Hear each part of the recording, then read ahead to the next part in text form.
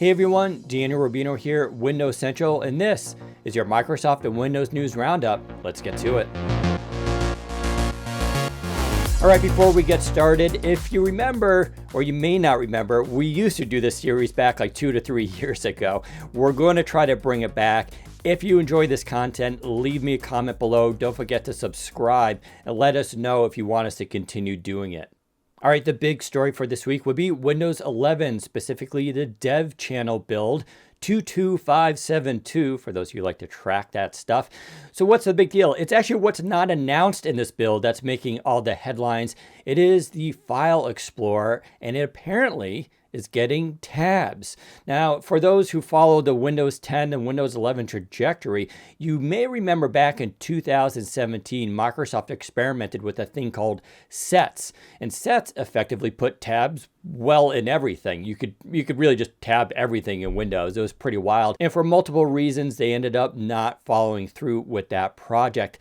Still, users clamored for tabs in File Explorer for many, many years. There are still third-party solutions out there that many people utilize, but it appears Microsoft is now bringing the feature back. It's actually hidden in this build that can be unlocked. It's not complete yet, so only the UI part exists, but things like drag and drop between the tabs and dragging the tabs around currently doesn't work, but we do expect that to actually be enabled once Microsoft officially announces this feature. Now, we don't know if this will actually ship come in the fall, but that is apparently going to be the plan, as Microsoft is doing a lot of work on it. So we'll have to follow the story and see what's going on. But if you've been yearning for tabs in File Explorer for years, at least as a native solution, well, your time may be coming. All right, next up is my favorite topic, Surface Duo 2, and there's quite a lot of news around it. So I should mention we do have an editorial coming up on Windows Central that Zach and I go back and forth on, where we talk about the progress Microsoft has made with Surface Duo 2 in the last 3 updates and how we can actually recommend you go and buy and try the device now because things are stable, fast, and fluid, and actually Microsoft's just doing a really good job with it. Of course, at $1,500, you probably think it's too expensive. Well, guess what? It's $1,250 now. Yes, Microsoft has made the first official price drop for Surface Duo 2, which is also available at Best Buy with that discount. Now, $1,250, still very expensive. We're not going to see the across-the-board cut in half pricing that we saw with Surface Duo 1, as the supply chain is a lot more strictly controlled with Duo 2. So supply and demand are basically even, and that's what we get here. That said, I imagine in another 6 months, we'll probably see another price drop there. So maybe hold out until then. Otherwise, Microsoft does offer a 60-day trial with the device. So this may be a good opportunity for you to go and try one. Speaking of updates, what about Android 12L? Well, Google made kind of an announcement this week. There wasn't a lot of meat to it, but if you don't know, Android 12L is a special version of Android coming out later this year, is the official quote, that will support dual screen devices, foldable devices, as well as larger devices like Chrome OS. Now, what's interesting about this announcement was Google name dropped 3 companies that will be launching updates. That would be Samsung, Lenovo, and Microsoft.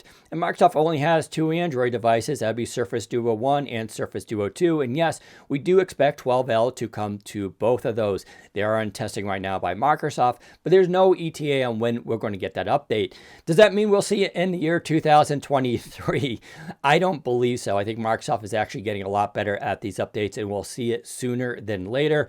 Maybe in the fall at the latest, maybe in the summer at the earliest, but we'll have to wait and see. Follow us on Twitter if you want to keep up on the news there. All right, next up, getting back to Windows 11, there was an update for the Windows subsystem for Linux. So for those of you who want to run Android apps directly in Windows through the Amazon store, unless you're really crafty and you sideload things, good on you. Well, the subsystem did get an update this week with some new changes, which are pretty nice. There's things like H.264 video hardware decoding, improved mail integration, networking changes, and improved input, including better scrolling for Kindle apps and the Amazon App Store. So Microsoft is making progress here. There are still some issues that they want to deal with, including connected standby related app restarts, as well as choppy choppy video playback, but we should be seeing the system improve over the coming months as Microsoft gets more feedback. But let me know in comments, are you guys actually running Android apps via the subsystem for Linux on Windows? If so, what do you think of the experience? Personally, I think it's a bit weird. I don't think the performance is that awesome. I'm not even sure what apps I need to run. I prefer the Your Phone style, but it only applies if you're using the Surface Duo or a Galaxy Phone series from Samsung, which allow you to run apps directly. But you tell me, do you think Microsoft should continue pursuing this project, or do you think it's only for developers who are really going to benefit from the system? All right, next up in news that surprises no one, Microsoft is one of the worst companies when it comes to laptop repairability. That according to the U.S. Public Research Interest Group's Education Fund, or U.S. PIRG for the cool kids. Now, Microsoft scored a 4.6 out of 10, which equals to a D+. That's not very good, although they did beat Apple, which earned a 3.16. That said, at least Apple, you can take their stuff to an Apple store and get it repaired that way. Microsoft, not so much. Now, to defend Microsoft a little bit, they have switched their stance on right to repair, and they have come out with tools with iFixit to improve laptop repairability to make it a lot easier for authorized dealers to do that. Microsoft has also been doing things like making the SSD easily accessible, and on Surface Laptop, you can pop open the entire device, which is a pretty nice, maneuver to make things better. But you tell me, what should Microsoft do to improve repairability while also keeping that slick, sleek design that's very minimal with no screws visible? It's a tough thing to balance, but clearly the world is moving to right to repair, and companies will have to figure this out.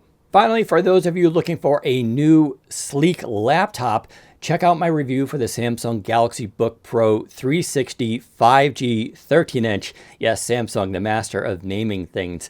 Now, I've actually had this laptop for the last 2 months. I've just been slow in reviewing it, but it is an outstanding laptop. In fact, it goes for $1,400, which is not cheap, but I have seen it on sale at Best Buy for as low as $950, which when you combine it with the Intel Core i5 11th Gen processor and 5G and a Super AMOLED display and the fact it's only 12 millimeters thin and supports S Pen, it's actually a really killer device. I absolutely love this thing. Samsung has been mad at me. I haven't sent it back to them yet. I'm going to, I swear, Samsung. But it is a really nice device. My only complaint, it's a 16:9 display. It should be at least 16:10, even 3:2. Come on, Samsung, fix that. Go check out that review, though. It's a really nice laptop, especially for students or those who travel a lot. All right, so that wraps it up for this episode. Remember, we do our podcast every Friday, 1:30 p.m. Eastern time here on YouTube. You can follow me at Twitter at Daniel_Rubino and ask me questions there as well. As always, take care, everyone.